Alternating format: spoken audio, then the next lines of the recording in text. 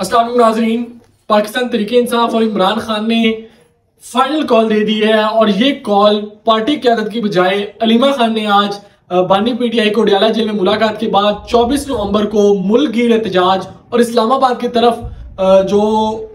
Long मार्च करने का ऐलान किया है और इस कॉल को इमरान खान साहब ने लिंक किया है और अपने सपोर्टर्स वर्कर्स पार्टी क़यादत को कहा है कि लड़ जाओ और मर जाओ। ये आखिरी तारीख होगी बकौल इमरान खान साहब और बकौल अलीमा खान के कि 24 नवंबर को एक लॉन्ग मार्च की सूरत में इस्लामाबाद पर धावा बोला जाएगा और इस्लामाबाद में से पिंडी अडयाला जेल से लेकर इस्लामाबाद के डी चौक तक बकौल खान साहब की और अलीमा खान के लोग ही लोग होंगे और हम वहां पर बैठ जाएंगे और जब तक इमरान खान की रिहाई नहीं होगी तो हम वहां उस जगह से नहीं उठेंगे और 24 नवंबर की ये तारीख दे दी गई है। इससे पहले स्वाबी जलसे में अली मीन गंडापुर साहब ने ऐलान किया था कि नवंबर में इमरान खान फाइनल कॉल देंगे और उसके बाद हम अपनी कश्तियां जला देंगे और इस्लामाबाद पर दावा बोल देंगे और फिर जब तक इमरान खान की रिहाई नहीं होगी तो हम वहां से वापस नहीं आएंगे।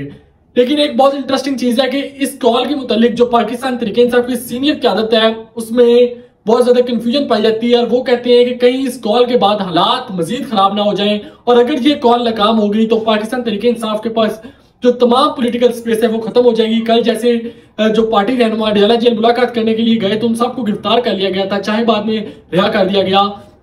तो इस हवाले से जो पार्टी क़यादत है वो बहुत ज्यादा कंफ्यूज है। लेकिन अलीमा खान और इमरान खान साहब भी अब वो और बुशरा बीबी भी स्पेशली अदालत में जाकर जिस तरह बुशरा बीबी साहब रोने लग पड़ी तो इससे ये जाहिर होता है कि अब जो नर्व्स हैं वो वीक हो चुके हैं और अब कोई चाहते हैं कोई या बलंडर हो जाए या फिर बिल्कुल ही खत्म हो जाए, कोई डिसीजन की तरफ जाना चाहते हैं इमरान खान साहब भी और जो मेजर उनकी बहनें भी हैं और उनकी जो अहलिया हैं बुशरा बीबी भी वो भी चाहती हैं कि इस तरह की कोई अब एक कॉल दे दी जाए और फिर पता चल जाए कि कितना हम में पानी है और क्या लोग हमारे साथ निकलते हैं या नहीं निकलते। बहरहाल ये 24 नवंबर जो कि तकरीबन आज से